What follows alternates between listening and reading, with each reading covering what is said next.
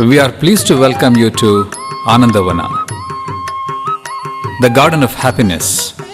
What is this Anandavana? Aren't you curious to know about this Anandavana? So come, let's take a walk through this Anandavana. The moment we think of a garden, our mind is filled with images of lush greenery. The greenery that grows from seeds to small plants, which become large trees. Trees with flowers, with fruits, large branches. Trees that give out seeds, that give free shade. The same trees that recycle the earth's surface, allowing us to breathe fresh air. It stands on its own, but has completeness in nurturing, completeness in giving, complete in itself. Shouldn't a human also live like a tree, filled with such completeness? Indeed, the lives of future generations can be like that.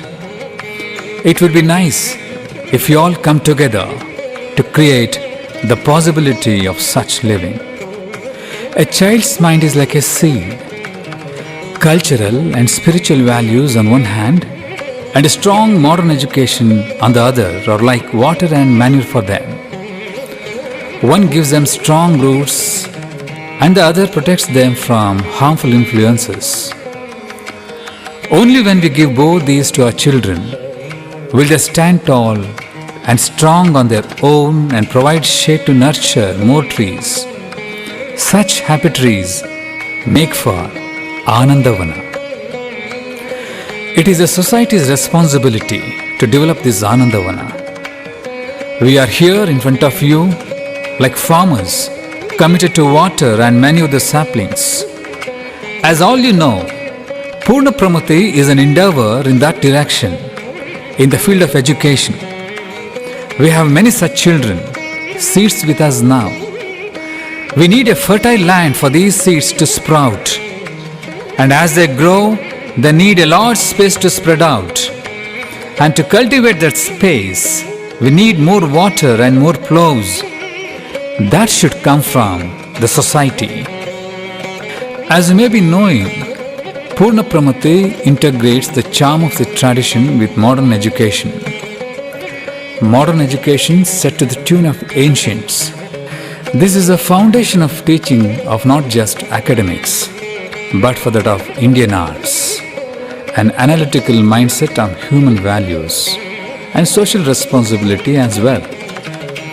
A curriculum that interweaves Sanskrit, Sanskriti and philosophy with regular subjects is designed for wholesome development. Guided by scholars, educationists with vast experience, industrialists, an enthusiastic team of 20 runs the effort at pūrṇapramati. Here, the children can speak both English and Sanskrit, can do mental math like a child of any other school, also recite poems from the folklore, can tell anecdotes from Ramayana and Mahabharata, not just recite Bhagavad Gita, but can even rephrase parts of it. In addition, arts, dance, and yoga are naturally taught to children. Started as a primary school, there are over 120 students in the school. Growing at a pace in line with the demand, the school requires spacious, unpolluted area for growth.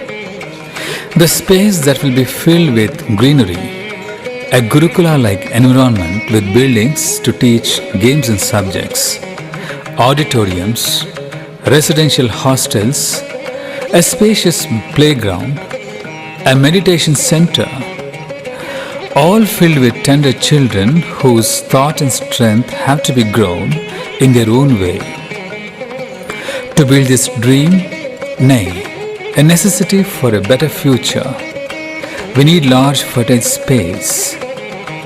Come, let us build this grand Anandavana for our country's future citizens. This space will be utilized not just for the school, but also for two more initiatives: higher education and research, and information and publication house. The Research Institute is already functioning with a vision to critically integrate the classical Indian subjects like philosophy and humanities with contemporary systems like science and technology and public policy. A comprehensive library with both Indian and Western literature is also being built. Thus, we have both modern and classical education delivered in an Indian backdrop at pūrṇapramati. pūrṇapramati is a not-for-profit initiative. If it should grow in Anandavana, profitability is not and should not be a motive. It can and should happen only through an altruistic donation. This is an offering. This is our gifts to our culture, our children, and ourselves. Acquiring the land for this or building this kind of organization cannot be done by one or two people. Come, let us do this Dravya Yagna and also Jnana Yagna to give education that gives not just a livelihood but a life to our children.